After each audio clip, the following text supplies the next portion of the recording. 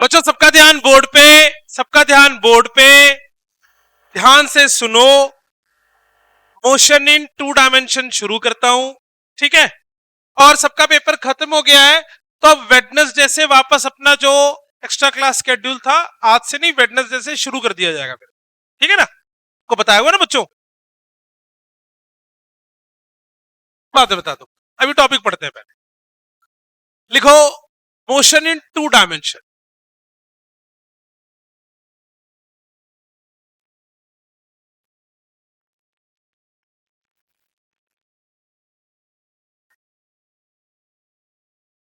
शांत ध्यान से सुनना प्यारे बच्चों। जो मोशन इन 2 डायमेंशन है, आपने हर एक चीज का मोशन अभी 1 डायमेंशन में पढ़ा। बोलो यस और no. Only along X axis, only along Y axis, या only along Z axis. Particle plane में नहीं चल रहा था, पार्टिकल एक स्ट्रेट पाथ पे, स्ट्रेट लाइन पे चल रहा था। Please confirm yourself.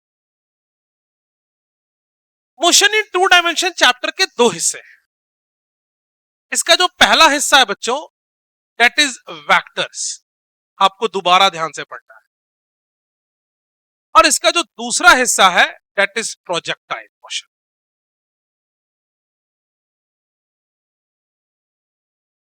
एक पार्ट और है इसका, that is our circular motion.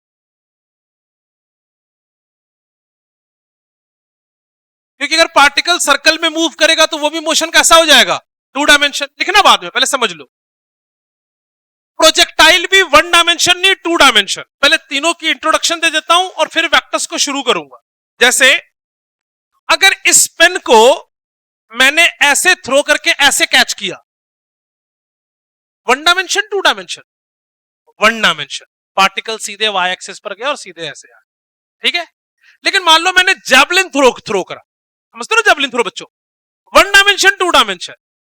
2 dimension, particle एक प्लेन में मूव कर रहा, it is the example of 2 dimension.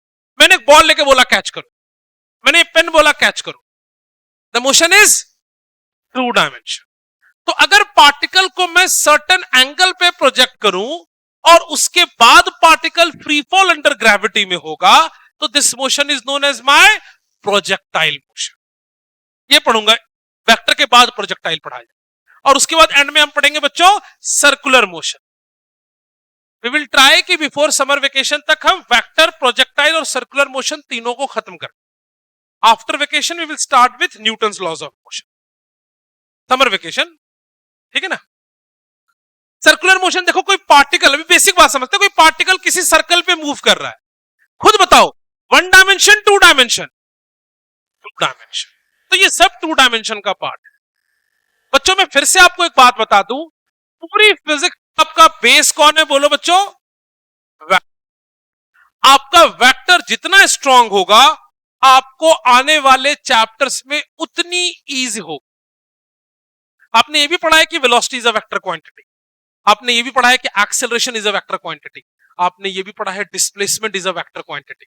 आप ना तो वेलोसिटी को, ना डिस्प्लेसमेंट को, ना एक्सेलरेशन को बिना वेक्टर के ऑपरेट नहीं कर सकते। और बच्चों वापस शुरू करूं वेक्टर्स। आप में से कुछ बच्चों को मैंने बेसिक्स में भी वेक्टर पढ़ा रखा है, पर बहुत बेसिक पढ़ाया था। अब फिर से मैं डिटेल से जीरो से सब कुछ पढ़ा रहा हूं, एंड तक पढ़ाऊंगा। मैं ये बात इसलिए कह रहा हूं कि अगर आपने कुछ नोट डाउन कर रखा था तो फिर भी दोबारा लिख लेना, कोई नुकसान वाली बात, ठीक बात है बच्चों। सो वेक्टर को पढ़ने की क्यों जरूरत है, डिटेल में सारी बात समझते हैं। तो जितनी भी हमारे पास बच्चों फिजिकल क्वांटिटी है, व्हाट इज फिजिकल क्वांटिटी, पहले यूनिट में पढ़ा दिया है, anything which can be measured, anything which can be measured. वो फिजिकल क्वांटिटी बेसिकली 3 टाइप में डिवाइडेड है। कौन कौन सी क्वांटिटी बोलो बच्चों। The first quantity is my, चलो स्केलर पहले ले लेता हूं यार, है कि नहीं। The first quantity is my scalar quantity, the second quantity is my vector quantity,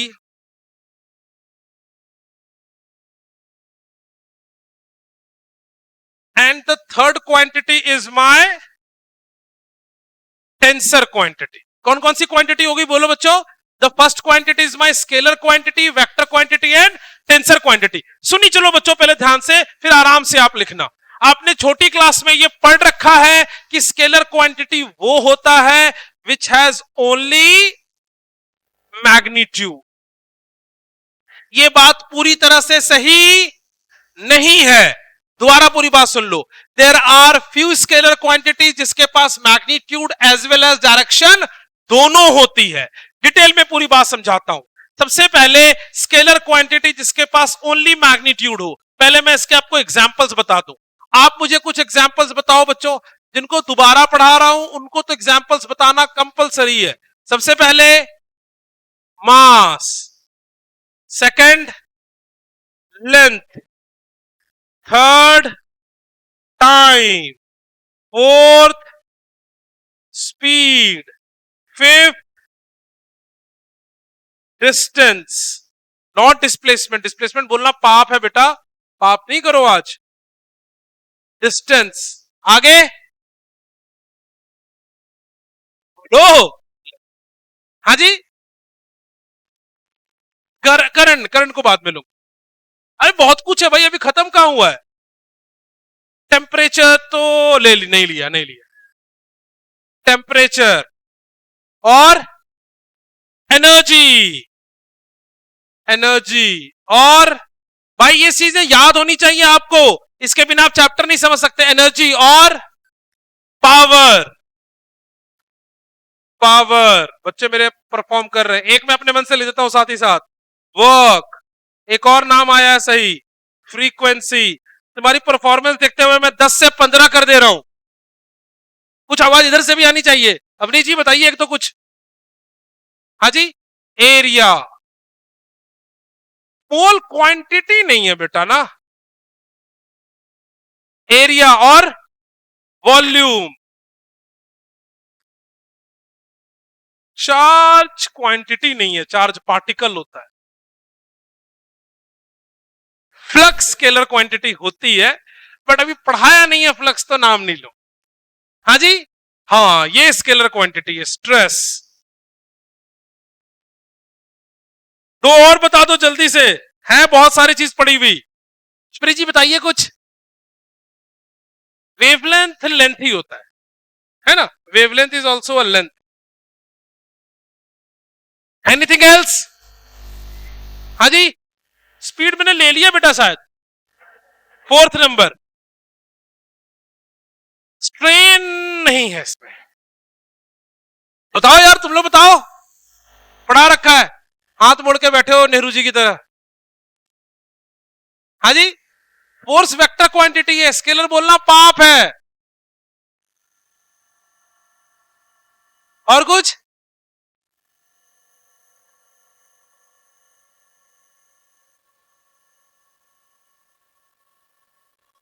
हाँ जी.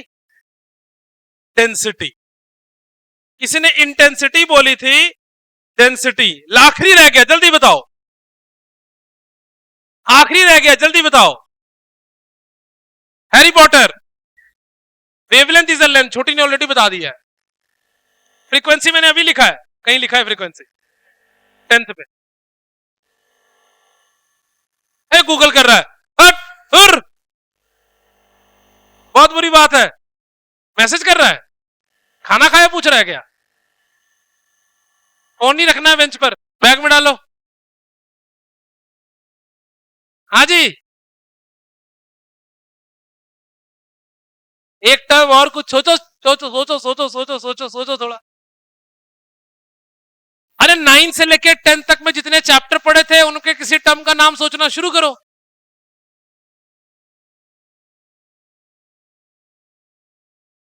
मोमेंटम एक वेक्टर क्वांटिटी है, रेजिस्टेंस क्वांटिटी नहीं होती बेटा. रेजिस्टेंस फेनोमेना है, प्रॉपर्टी है.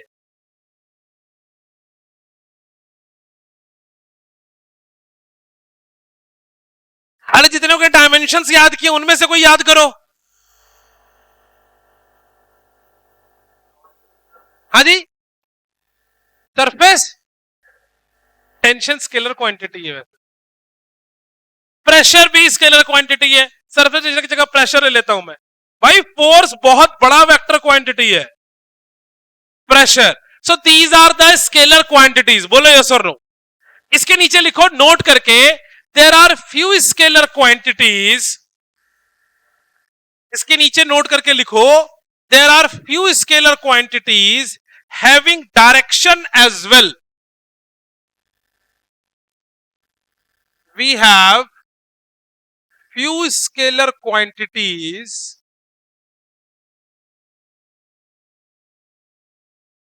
having direction as well।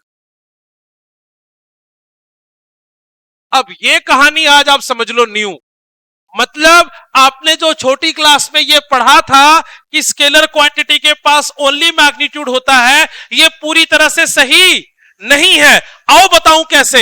आपने अभी जस्ट क्लास 10th पढ़ा है, बहुत सारे नंबर लिए, 95, 98, 97, 99, 100, 200, ठीक है।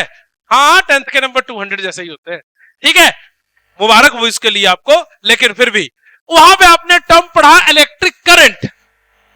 एनसीईआरटी की बुक में it is properly mentioned, it is a scalar quantity. Current कैसी क्वांटिटी? Scalar quantity. करंट कैसी क्वांटिटी?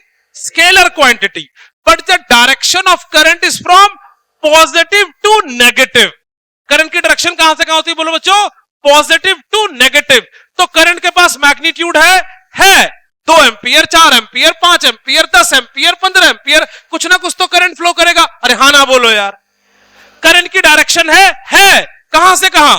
पॉजिटिव से नेगेटिव। तो करंट के पास मैग्नीट्यूड भी है, करंट के पास डायरेक्शन भी है। इस हिसाब से करंट को कैसी क्वांटिटी होना चाहिए था? Vector quantity. लेकिन करंट कैसी क्वांटिटी है? स्केलर क्वांटिटी, है ना। So there are few quantities which have direction as well, है ना।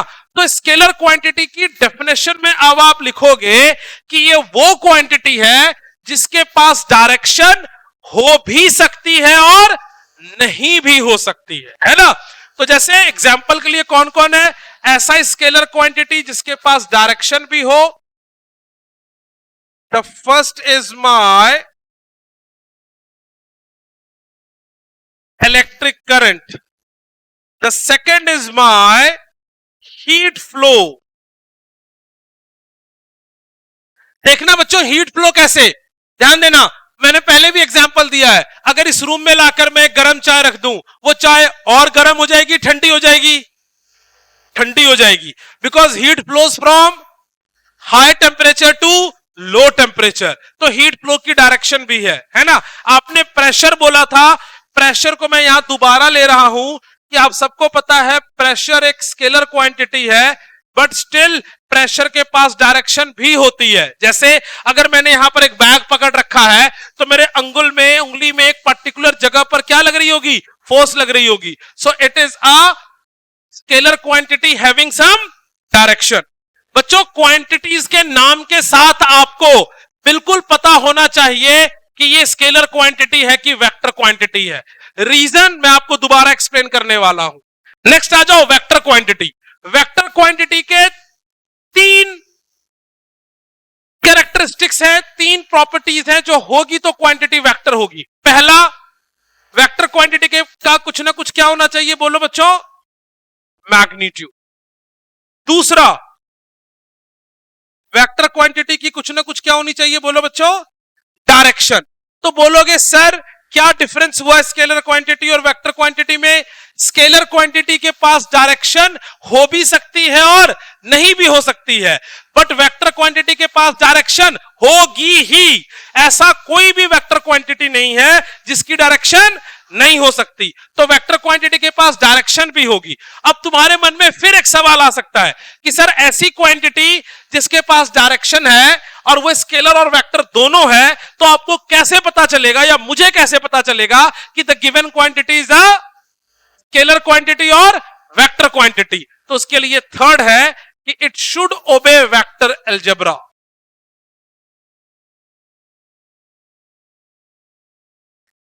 should obey vector algebra or should obey vector law of addition।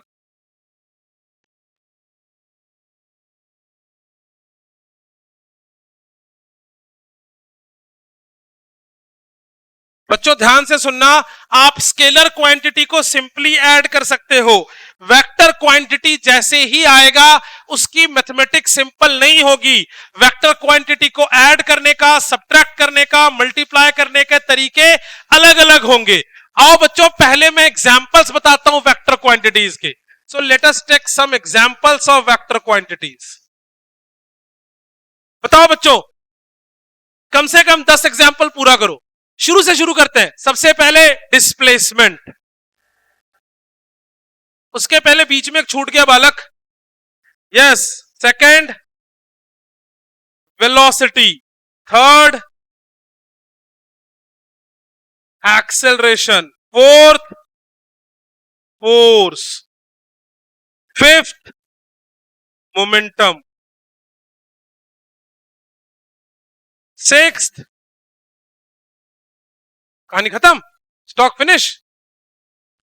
हाँ जी, अभी एंगुलर पर रुक जाते हैं, पहले लीनियर की बात तो पूरी कर ले।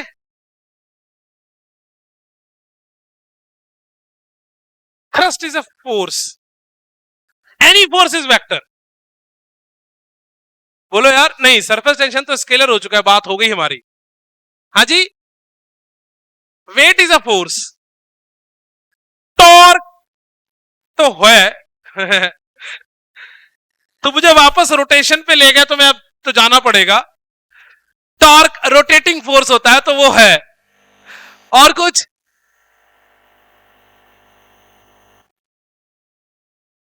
इंपल्स, वेरी गुड, मैंने एग्जांपल बताया था। क्या होता है इंपल्स?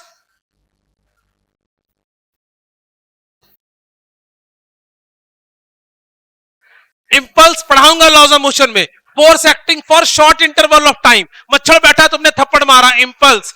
मम्मा ने पढ़ते हुए फोन पढ़ा, पकड़ लिया, चप्पल पड़ा, इंपल्स है ना।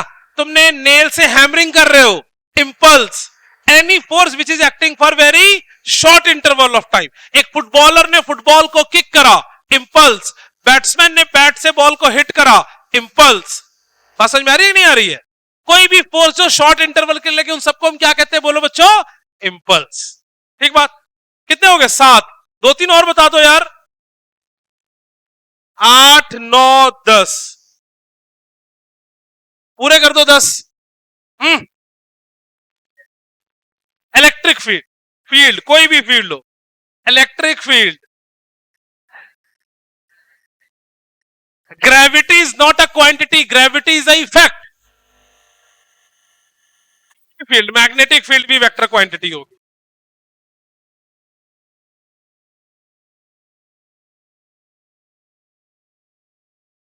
आप ग्रेविटी की जगह ग्रेविटेशनल फील्ड बोल देते तो वो वेक्टर क्वांटिटी हो जाता। चलो लिख ही देता हूं, हाँ फील्ड हो गए।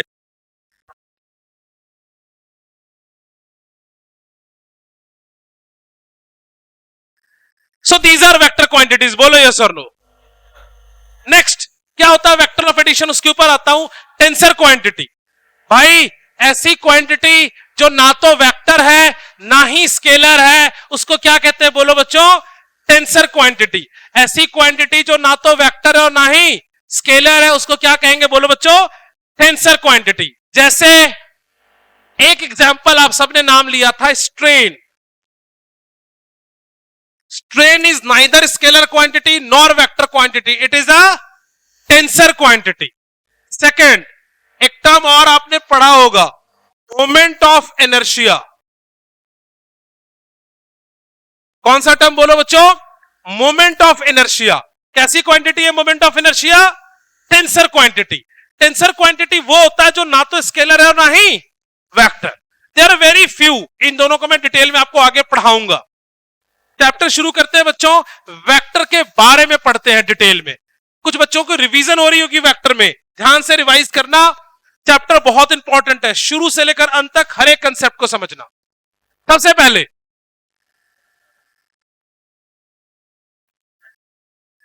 बच्चों इस तरीके से किसी भी वेक्टर को रिप्रेजेंट किया जाता है। सबका ध्यान बोर्ड पर। ये जो आगे है this is known as the head, और जो पीछे बना है बच्चों this is known as my tail. और हेड से लेकर टेल तक की जो लेंथ है इसी को हम कहते हैं length of a vector. This is known as my length of a vector. और length of a vector is equal to magnitude of vector.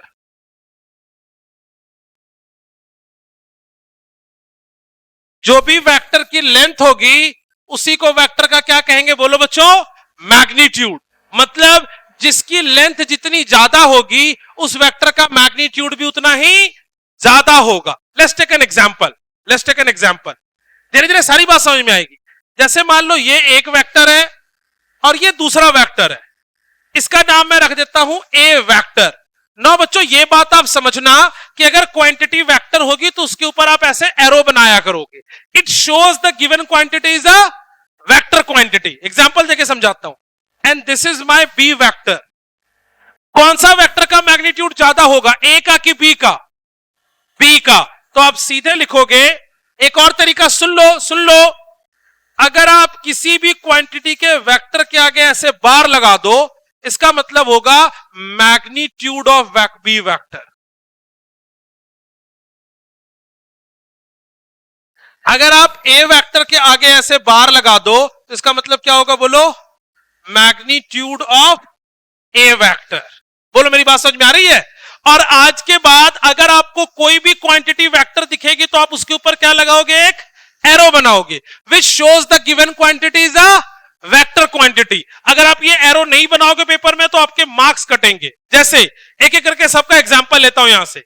Displacement क्या लिखोगे बोलो? S vector.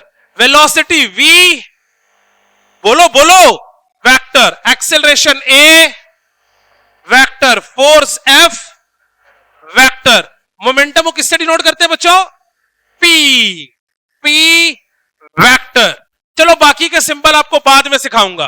कहने का क्या मतलब है? If the quantity is vector you will must show ऊपर arrow which shows the given quantity is a vector quantity. है कि नहीं? जैसे क्या नाम है आपका बेटा? पूरा नहीं, पूरा नाम नहीं. अगर आप अपने नाम के पीछे अपना एक टाइटल लगाते हो इट शोज, है ना, आपके बारे में बताता है. वैसे ही क्वांटिटी अगर वेक्टर है आप उसके सर पे ऐसे हेड बना दोगे इसका मतलब आपको पता चलेगा देख के ही कि the given quantity is a vector quantity. अब बात समझना. इसमें एक पॉइंट समझने वाली बात है कि अगर आप ये एरो नहीं बना रहे it means you are only discussing about the magnitude of the quantity. मतलब समझाता हूं. यहां देखना बच्चों. एक बच्चे ने लिखा ये और एक बच्चे ने लिखा ये और मैं कह रहा हूं दोनों फोर्स है. इसका क्या मतलब है? यहां पर आप फोर्स के मैग्नीट्यूड और डायरेक्शन दोनों की बात कर रहे हो और यहां पर आप फोर्स वेक्टर के ओनली मैग्नीट्यूड की बात कर रहे हो. डिफरेंस क्लियर हो गया ना? इसको लिखने के दो तरीके हैं. या तो ऐसे लिख लो या ऐसे लिख लो. दोनों बात बराबर है. ये ज्यादा एक्यूरेट है. ये आप कह सकते हो काम चलो वाला काम है. बट ये दोनों तरीके सेम है. यहां पर if F is force this is force vector. और ऐसे लिखने का मतलब क्या है? Magnitude of force vector.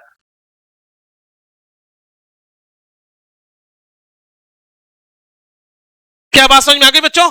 है कि नहीं? तो वेक्टर क्या है? एक बार जल्दी से जरा बोल दो. What is vector?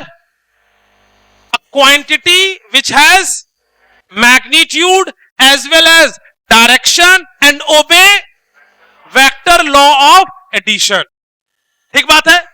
कुछ वेक्टर क्वांटिटी का example velocity, displacement, acceleration, force and so on.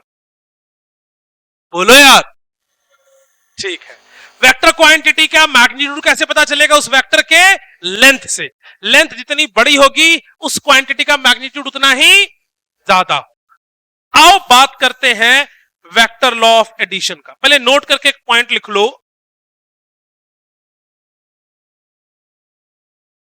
Vector quantities can not B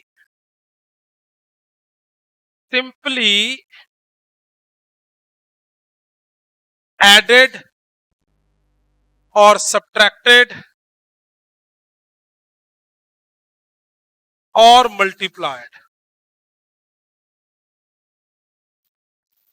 तो वेक्टर क्वांटिटी को आप सिंपली ना तो ऐड कर सकते हो, ना तो सिंपली सब्ट्रैक्ट कर सकते हो, ना ही आप सिंपली मल्टीप्लाई कर सकते हो। मतलब आप डिस्प्लेसमेंट को कभी सिंपली ऐड नहीं कर सकते, आप वेलोसिटी को कभी सिंपली ऐड नहीं कर सकते, आप एक्सेलरेशन को कभी सिंपली ऐड नहीं कर सकते, आप फोर्स को कभी सिंपली ऐड नहीं कर सकते। कैसे ऐड करोगे बोलो बच्चों? Using vector method. कैसे ऐड करोगे बोलो बच्चों? Using vector method. तो आप अगर क्वांटिटी को वेक्टर क्वांटिटी लेते हो तो आप उनका सिंपली एडिशन सब्ट्रैक्शन मल्टीप्लिकेशन नहीं कर सकते। तो आओ बच्चों सीखते हैं। इसका मतलब क्या हो गया? इसमें सेकंड पॉइंट लिख सकते हो कि मैथमेटिकल ऑपरेशंस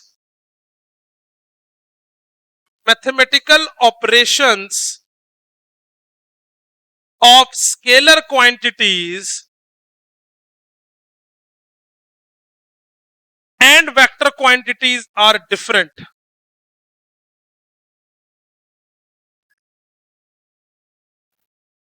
हाँ बेटा, डिवाइड में भी रूल थोड़ा चेंज होता है, डायरेक्शन देखना पड़ता है।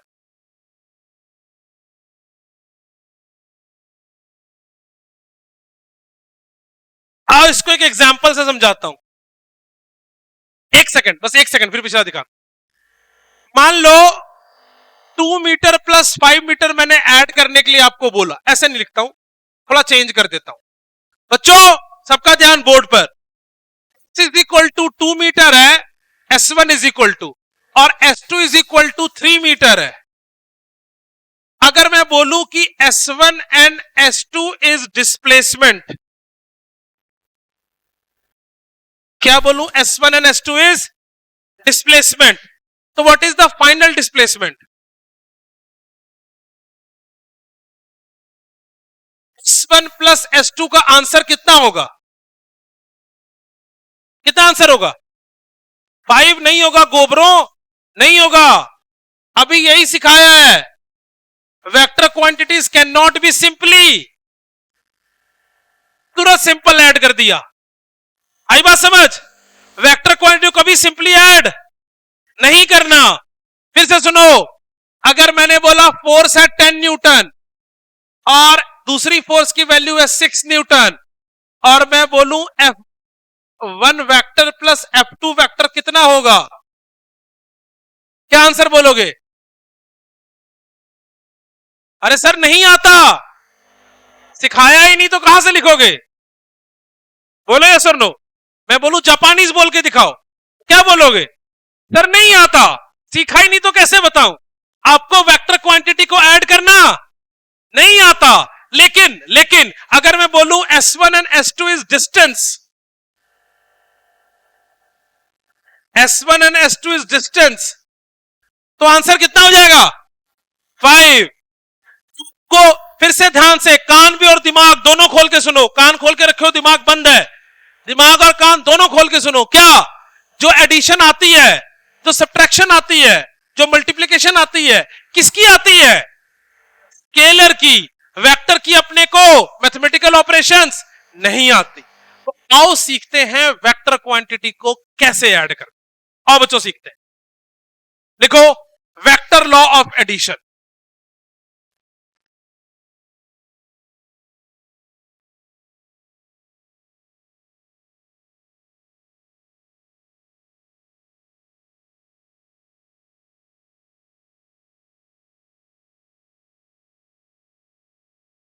लिखो वेक्टर लॉ ऑफ एडिशन। आओ सीखते हैं बच्चों वेक्टर क्वांटिटीज को कैसे ऐड किया जाए। वेक्टर क्वांटिटी को ऐड करने के 3 तरीके हैं। First is called triangle law of vector addition. बच्चों बात मत करो, ध्यान दो इधर। Second is called parallelogram law of vector addition.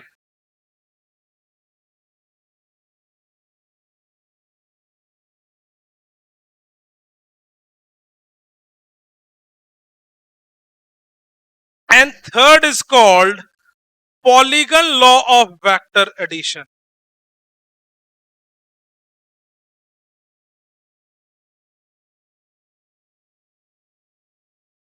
कौन कौन सा लॉ हो गया बोलो बच्चों? Triangle law, second is parallelogram law and third is polygon law. आओ बच्चों एक एक करके समझाता हूं, ठीक है? कैसे पता चलेगा ट्रायंगल लॉ यूज करना है, कैसे तो पता चलेगा पैरेललोग्राम लॉ, और कैसे पता चलेगा पॉलीगन लॉ। तीनों लॉ आज समझ लो, इसकी थोड़ी प्रैक्टिस कर लो। लिखो सबसे पहले ट्रायंग, अच्छा 2 मिनट रुक गया जी, रुक गया जी, रुक गया, रुक।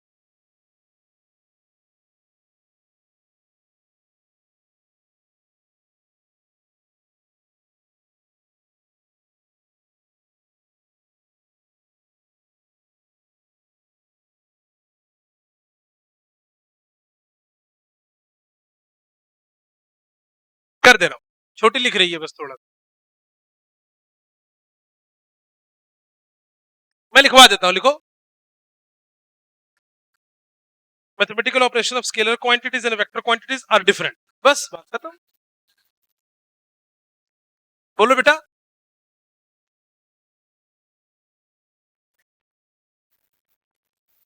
कहां पे छोड़, तो आपने कौन सा मोशन पढ़ा था? वन डायमेंशन ना, ठीक है। आओ आपको इस बात को मैं प्रूव करके दिखाऊंगा कि वन डायमेंशन में कैसे ये काम हो जा रहा है। आप कल की क्लास का वेट करो, कल की क्लास तक आपके क्वेश्चन का आंसर आ जाए, ठीक है।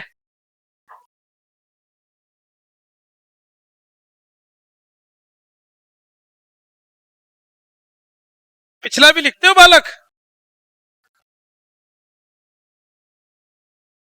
थप्पड़ पड़ेगा।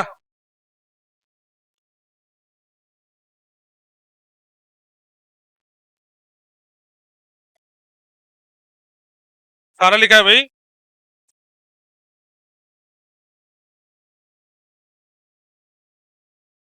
ओके, अच्छा तो एग्जांपल था, एंड में नोट डाउन कर लेना।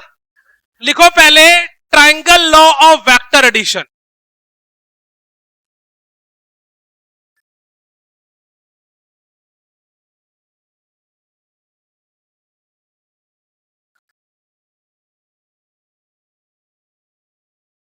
एक क्लास में से बहुत ही जेन्युइन क्वेश्चन आया।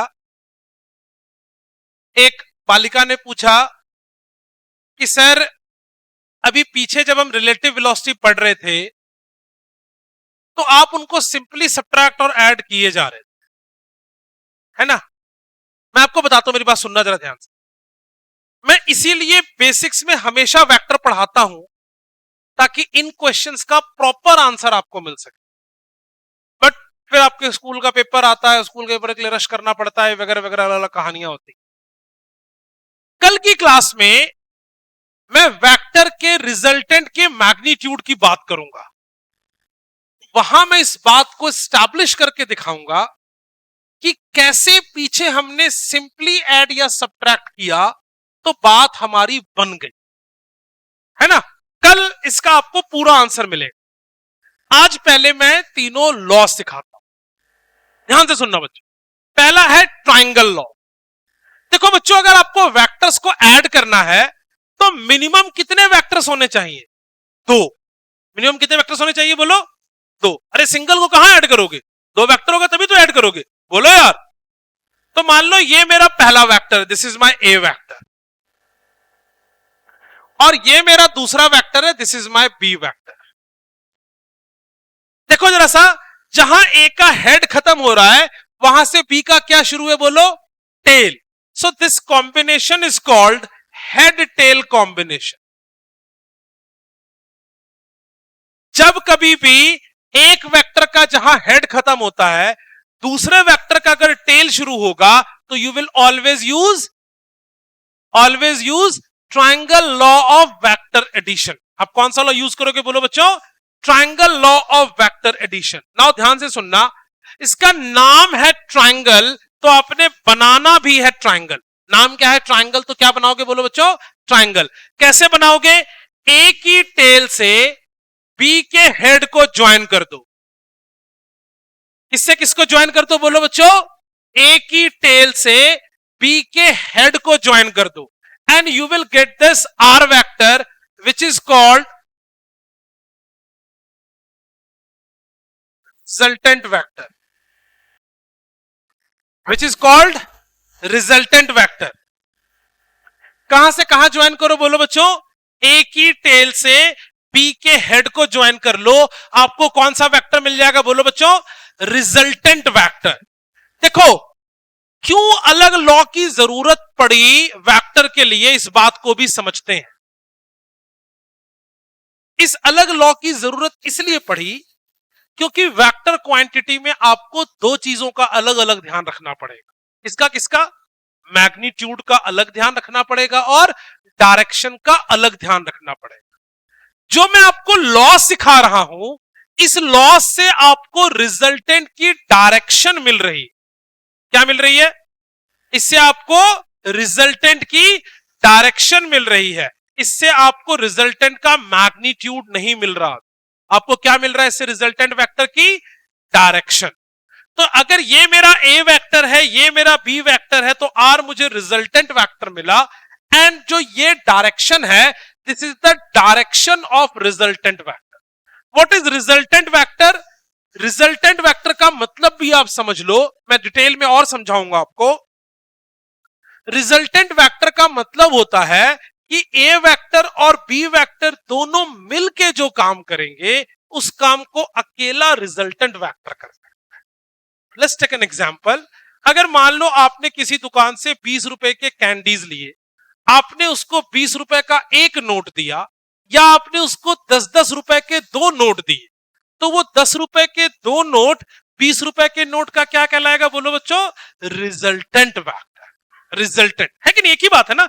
मैं अगर छोटी को 20 रुपए दूं, ये बदले मुझे 10 रुपए के दो नोट दे दे, तो कोई फर्क नहीं पड़ता है। तो जो 10 रुपए के दो नोट है, उसका 20 रुपए का अकेला नोट क्या कहलाएगा बोलो, रिजल्टेंट। सिमिलरली ये ए वेक्टर और ये बी वेक्टर का ये आर वेक्टर क्या कहलाएगा बोलो बच्चों, मेरा रिजल्टेंट वेक्टर। मतलब ए और बी का काम ये अकेला कर सकता है और इसकी ये डायरेक्शन हो। अभी डायरेक्शन की बात कर रहे हैं, मैग्नीट्यूड केवल लेंथ से पता चला है, एग्जैक्ट वैल्यू फॉर्मूला से पता चले। समझ लो। अब आगे प्रैक्टिस और कर लेता हूं बच्चों, देखो जरा ध्यान से। अगर ये मेरा सी वेक्टर है और ये मेरा डी वेक्टर है, जल्दी से बता दो कौन सा लगेगा, ट्राइंगल की पैरेललोग्राम। ट्राइंगल कहां से कहां ड्रॉ करोगे, सी के टेल से डी के हेड को, क्या मिलेगा आपको, रिजल्टेंट वेक्टर। किसका, C vector plus D vector. यहां भी आपको जो रिजल्टेंट वेक्टर मिला वो क्या मिला, this R vector is A vector plus B vector. बोलो बात समझ में आ रही है। एक और एग्जांपल देख लो ट्राइंगल लॉ वेक्टर एडिशन का। यहां पर अगर मेरे पास ऐसा कोई ई वेक्टर है और ऐसा कोई एफ वेक्टर है, जहां ई का हेड खत्म हो रहा है वहां से एफ का क्या शुरू हो रहा है बोलो बच्चों, टेल। कौन सा लॉ लगेगा बोलो, ट्राइंगल लॉ। कहां से कहां ड्रॉ करोगे, ई के टेल से एफ के हेड को, you will get the resultant vector which is E vector plus F vector. तो आप एक नोट करके पॉइंट लिख सकते हो कि the resultant vector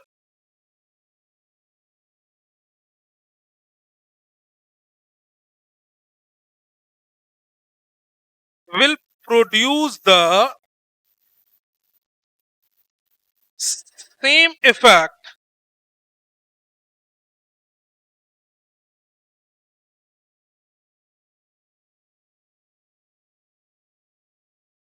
which is being produced by A vector and B vector both. So A vector और B vector दोनों मिलके जो इफेक्ट प्रोड्यूस करता, उस इफेक्ट को अकेले कौन प्रोड्यूस कर सकता है बोलो बच्चों, रिजल्टेंट वेक्टर। नोट डाउन कर लो बच्चों, फिर मैं पैरेललोग्राम लॉ वेक्टर एडिशन सिखाता हूं। आप आज बेसिक बात ही करेंगे इसकी।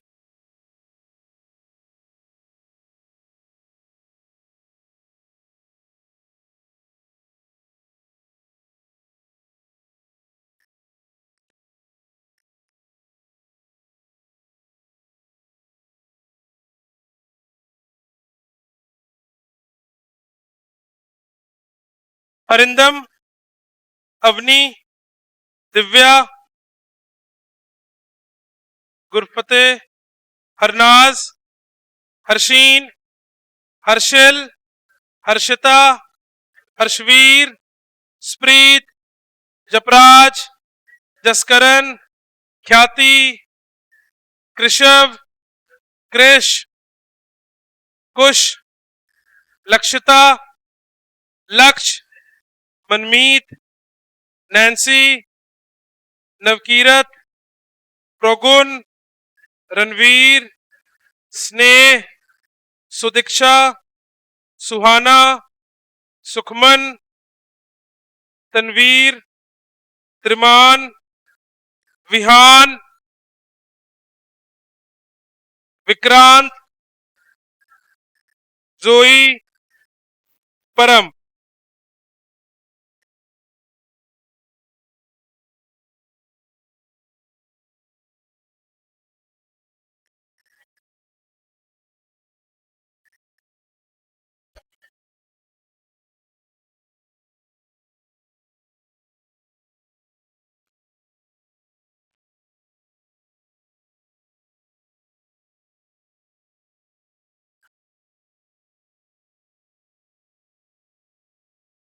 ओके, नेक्स्ट लिखो parallelogram law of vector addition.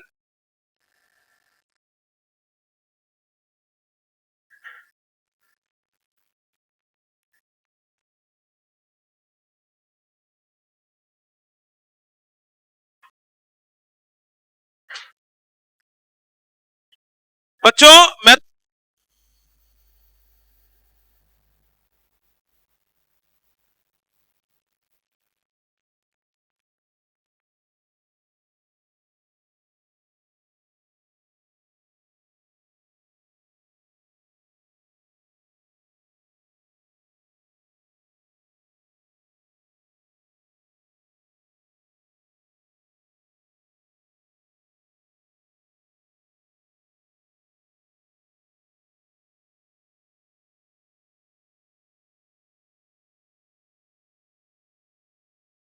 पहले पहले पहले ये पॉइंट जरा ध्यान से सुन लो। टेंथ के जैसे ही पेपर होता है ना, ये कहानी 6 महीने बाद दोबारा रिपीट करूंगा। टेंथ का जैसे ही पेपर होता है ना, रिजल्ट आता है, आदत हो जाती है बच्चों को पूरे नंबर या 2-4 नंबर देखने की, पूरे में से पूरे मतलब 50 में से 45, 40, 57, पेरेंट और बच्चे दोनों को। और ये जब आ रहा होता है तो बच्चों को लग जाता है कि अब तो ना न्यूटन और आइंस्टाइन मेरे बिल्कुल पड़ोसी ही है, खाना पीना चाय पीना हमारा साथ ही है। अगला जो मैं स्टेप लूंगा वो बस अब मैंने एक नई थ्योरी दे देनी है, न्यूटन फोर्थ लॉ वेट कर रहा है बस मेरी। फिर वो +1 में आता है और वो इसी उम्मीद के साथ +1 कर रहा होता है, क्योंकि टेंथ का ना सिलेबस की प्रॉब्लम क्या है, इतना छोटा है कि तुम थोड़ा थोड़ा कर लेते हो तो तुम्हें लगता है कि हाँ जी सब हो गया। फिर तुम मजे से +1 कर रहे होते हो। अभी तो टेंथ का रिजल्ट आया है, तो बस आइंस्टाइन ने कल रात को मेरे को गुड मॉर्निंग बोला है और न्यूटन शाम को बोल रहा था कब मिलने आओगे। ठीक है, फिर मई का पेपर होता है। मई के पेपर के बाद कई बार बच्चे को लगता है तब टीचर नालायक होगा, मैं तो हो ही नहीं सकता। फिर सितंबर होता है, दिसंबर होता है, +2 आती है, तब तक उसके पेरेंट्स समझ जाते हैं कि यही नालायक है, क्योंकि वो दुनिया भर में अलग अलग ट्यूशन, अलग अलग क्लासेस, सारी चीजें कर लिया होता है। मैं बार बार +2 को एक बात बताता हूं। क्या बताता हूं पता है? आईना बदलने से शक्ल नहीं बदलती। समझे मेरी बात? मान लो कल मैंने आईने में जाके देखा, मुझे लगा मेरी शक्ल तो जॉन अब्राहम जैसी है ही नहीं, दूसरा आईना लाओ, उसमें मैं दिखूंगा सलमान खान। भाई साहब जो मर्जी आईना ले आओ, जैसी शक्ल है वैसी दिखेगी। मेरी बात समझ में नहीं आई? +1 को आप टेंथ की तरह कंपेयर नहीं कर सकते। If you will do the mistakes there will be sufferings.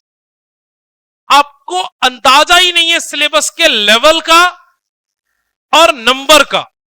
बड़ा भी बहुत है, लेवल भी अलग है, अभी आपको अंदाजा ही नहीं है। मैं आपको सच बता रहा हूं, अभी कोई अंदाजा नहीं है, अभी सुध-बुध में नहीं होगी। 6 महीने बाद पता चलेगा रोटेशन पहुंचते पहुंचते कि हो क्या रहा है, ये है क्या। फिजिक्स के सब्जेक्ट के बारे में मैं तुमको बता दूं, मैं जल्दी ज्यादा बात नहीं करता, बस पढ़ाता हूं चला जाता हूं, तुमसे बस तुम्हारे डाउट्स पूछता हूं, बट फिर भी मैंने आज सोचा थोड़ा तुम्हें बताऊं, क्योंकि आज मुझे क्लास बहुत दिनों बाद नॉन सीरियस लगी, तुम आराम से ही हा करते पढ़ रहे थे। खुश होकर पढ़ना जरूरी है, खुश होकर पढ़ना जरूरी है, पर नॉन अटेंटिव होकर पढ़ना बिल्कुल भी जरूरी नहीं है। If you are non attentive, there are, समझे नहीं मेरी बात? और दूसरी बात, एक और बात बता दूं, एक लाइन में यहां पे कंप्लीट कर दूं, only classroom teaching won't help you. मैं सारा दिन तुमको 6-6 घंटा बैठ के पढ़ा दूं, अगर तुम घर पे कॉपी लगाकर लिख के प्रैक्टिस नहीं करोगे, नंबर नहीं आएंगे। फिर मैंने उसके बाद क्या बोला, नहीं आएंगे तुमको पहले क्या लगेगा, टीचर की नाक मोटी है, टीचर मोटा है, टीचर लंबा है, दूसरे से देखते हैं। भाई सोल्यूशन मैंने क्या, आईना बदलने से शक्ल नहीं बदल। अगर आपको अपनी शक्ल बदलनी है, मतलब आपको अपनी एक्टिविटी बदलनी है, तो आपको अपने आप को भी बदलना पड़े। हो सकता है आईने में भी गड़बड़ हो, देयर इज ए पॉसिबिलिटी, मैं ये नहीं कह रहा, बट 10 से +1, हाँ एरर, 10 से +1 में आपके अंदर आपकी कमियों की पॉसिबिलिटी ज्यादा होती, क्योंकि आप 10th के एटीट्यूड से पढ़ रहे होते हो। मैं कहानी सुनाता हूं पढ़ाने से पहले। मैंने अपने टीचिंग करियर में जितने सालों से मैं पढ़ा रहा हूं, टाइम हो गया है, कहानी चलो मैं सुना देता हूं, 5 मिनट लगेगा। जितने सालों से मैं पढ़ा रहा हूं, 15 साल के लगभग हो गए, 3 तरह का ही बच्चा होता है। कितने तरह का बच्चा होता है बोलो? 3 तरीके। तुम किसी को निकाल के देखना अपनी ट्यूशन में, क्लास में, पुरानी क्लास में, सुन लो बड़े ध्यान से, सुन लो बड़े ध्यान से, मैं ये अभी फिर रिपीट नहीं करूंगा। 3 तरह का बच्चा होता है। एक बच्चा है धैर्य,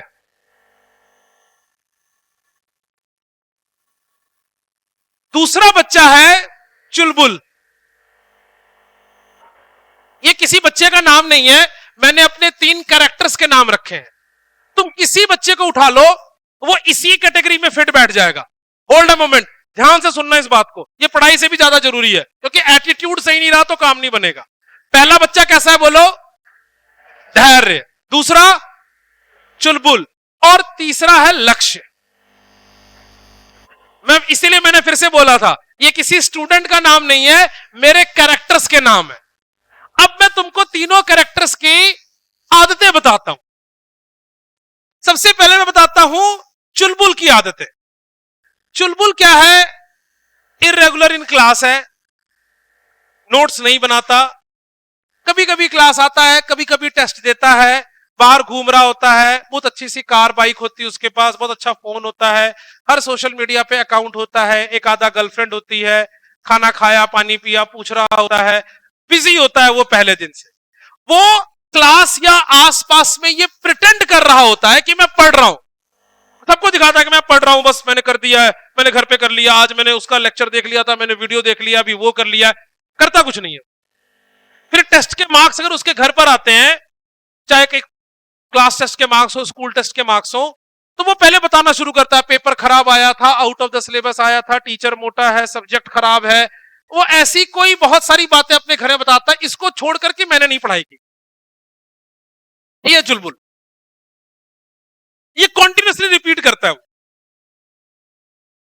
फिर आसपास जब बच्चे को मिलता है, किसी को कह देगा तू पढ़ के क्या कर लेगा, किसने पढ़ के बड़ा काम किया है, अभी मैं घूमने जा रहा हूं, अभी मैं आज मूवी देखने जा रहा हूं, आज मैं वहां से घूम कर आ रहा हूं, अभी फोन पे उसने फोटो खींच के, तो खुद भी बिजी है, दूसरे को वो बिजी करने की कोशिश कर रहा है। ये चुलबुल है। दूसरा है धैर्य। धैर्य कौन है? धैर्य लगभग रोज क्लास आता है, ध्यान से सुनना मेरी बात, बहुत ध्यान से सुनना। धैर्य रोज क्लास आता है, नोट्स भी अपने बनाता है, माँ बाप की बात भी मानता है, टीचर्स की इज्जत भी करता है, पेरेंट्स की इज्जत भी करता है, प्यार प्यार से आराम आराम से वो सारा काम करता है, टेस्ट भी दे देता है, कभी पढ़ के देता है, कभी बिना पढ़े दे देता है, लेकिन वो टेस्ट मिस करने की कोशिश नहीं करता, क्लास मिस करना उसकी टेंडेंसी नहीं होती, आराम आराम से क्लास में आता है, आराम आराम से सारा काम करता है, दिन में 5-10 क्वेश्चन सॉल्व करता है, होमवर्क करता है चाहे नहीं भी करता है, ठीक है। लेकिन धैर्य एक अच्छा बच्चा है ना, पेरेंट्स की बात मानता है, पेरेंट्स की इज्जत करता है, टीचर की बात मानता है, टीचर की इज्जत करता है, कॉपी पेन है, प्यार प्यार से आराम आराम से 10-15 क्वेश्चन रोज पढ़ता है, बिजी रहता है। तीसरा है लक्ष्य। अपने रोज की रूटीन का टारगेट बनाता है, रोज 50 से 100 क्वेश्चन सॉल्व करता है, हर टेस्ट में अपने मार्क्स को टॉप पे रखने की कोशिश करता है, कोई क्लास नहीं मिस करता, कोई सिलेबस नहीं मिस करता, कोई एग्जाम नहीं मिस करता। जिस दिन सिलेक्शन की बारी आई, आज से 2 साल बाद, चाहे जेई, देखो कई इसमें से यहां तो चलो माहौल और होता है, पहले मैं बात खत्म करता हूं फिर बोलता हूं। जिस दिन जेई और नीट की बारी आएगी, आप बताओ सिलेक्शन किसकी होगी? लक्ष्य। अगर गलती से भी चुलबुल रहे ना बेटा, बहुत रोना पड़ेगा। हिंदुस्तान में इतनी पॉपुलेशन है, बोलना आसान है, तुम्हारे 15-16 साल की उम्र बोल रही है, जिसमें तुम्हारे कपड़े और खाने तुम्हारे घर वालों ने तुम्हें दे रखे हैं। जिस दिन छीन लिया ना, बाहर रोते फिरोगे। आप यहां से लेकर ना चौक तक चेक करो, हर किसी ने कार्ट और दुकान खोली हुई है और केक बेच रहे हैं इंस्टाग्राम पे। काम नहीं है लोगों के पास। दुनिया दोबारा एक बहुत बड़ी मतलब इकोनॉमिक स्लोडाउन से गुजरने वाली है। कूल होके चुलबुल बोलना आसान है, अगर चुलबुल की जिंदगी तुम्हारे हिस्से आ गई ना, रोते रोते मर जाओगे, मैं तुमको बता रहा हूं। घर वालों के दिए हुए कपड़े और 2 रोटी पहन के घूमने से तुमको कंफ्यूजन हो सकती है कि चुलबुल होना इज वेरी कूल, लेकिन अगर गलती से चुलबुल हो गए ना, तो it is going to be very difficult in your life. एक छोटे छोटे काम करने के लिए कितनी प्रॉब्लम्स है लाइफ में, ये आपको निकल के सामने आएगी। दुनिया में हर तरफ से इकोनॉमिक स्लो डाउन है, जॉब्स कम हो रही हैं। अपना क्या शुरू करोगे? केक बेचोगे क्या? जिसको देखो सब कोई ना कोई फूड वेंचर शुरू करके बैठा हुआ है। तुमको लगता है कि सोशल मीडिया पे कुछ और करके जिंदगी बड़ी बड़ी बन जाएगी, ये हो जाएगा। Reality of life is very very very difficult. आप अपने से अपने आप को 10 दिन फीड नहीं कर सकते, 10 दिन नहीं फीड कर सकते खुद को।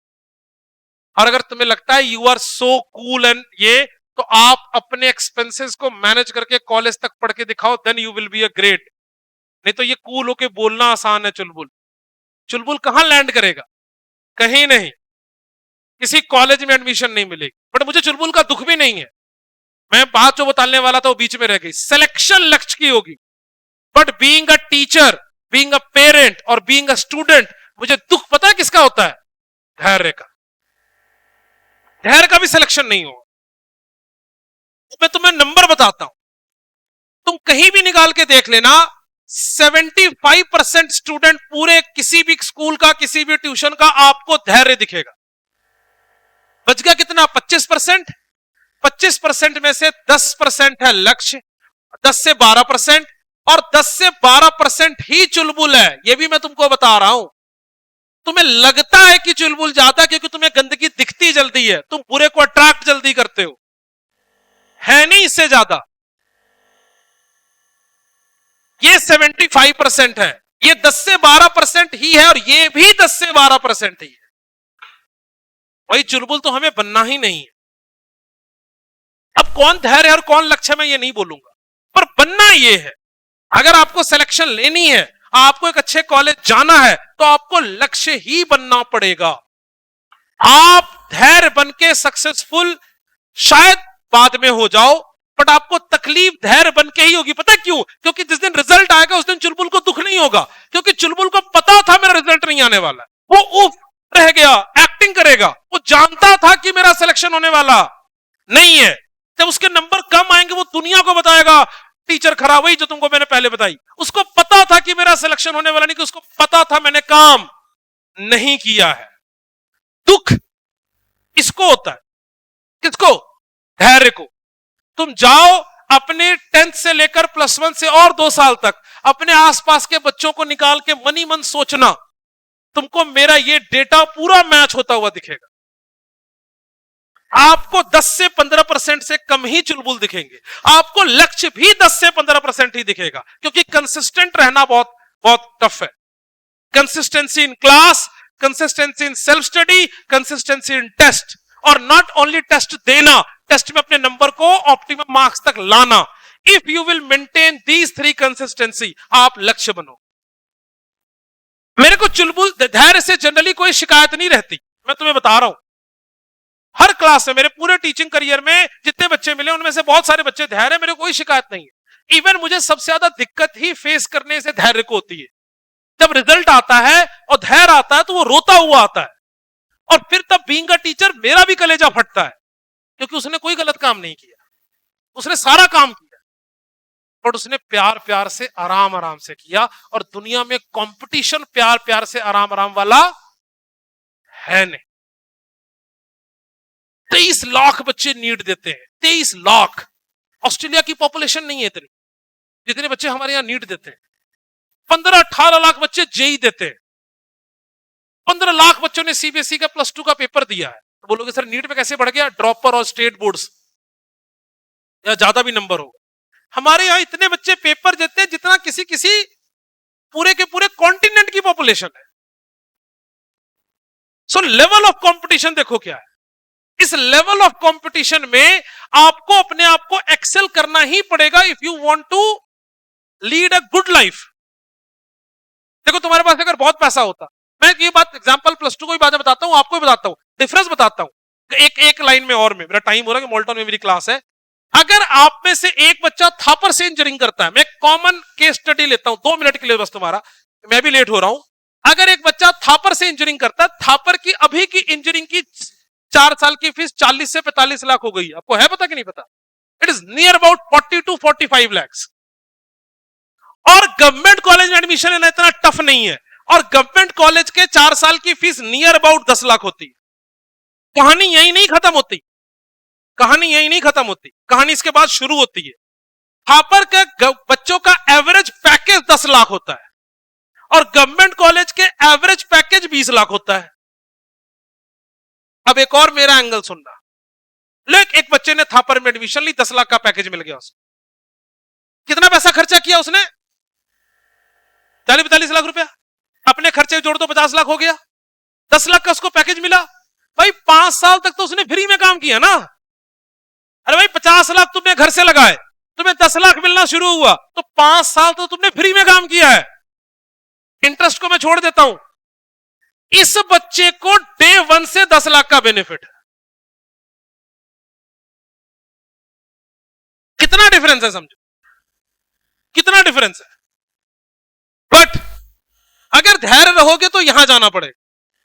चुलबुल हो तो कहीं नहीं, ऐसे ही किसी कॉलेज में घूमोगे फिरोगे, दुनिया में देखो बेरोजगारों की कोई कमी नहीं, बहुत तरह के काम कर रहे हैं। जितने कोई अपने +1 +2 और कॉलेज में कूल डूड बनता था, आजकल मुंह नहीं दिखाता, बुर्का पहन के घूमता है ताकि मेरे को मुंह नहीं दिखाना पड़े किसी। कूल डूड खत्म हो जाता है यार। जब तक घर वाले सपोर्ट करे तो बहुत अच्छी बात, आगे कर दिया तो बहुत बढ़िया बात है। You can maintain your coolness अगर घर वालों के पास बहुत पैसा है। नहीं होगा या उन्होंने देना बंद कर दिया तो कूलनेस खत्म हो जाएगी 2 मिनट में, खुश है कि नहीं? लिविंग एक्सपेंडिचर इतना एक्सपेंसिव है, यहां पर यह पहुंचेगा।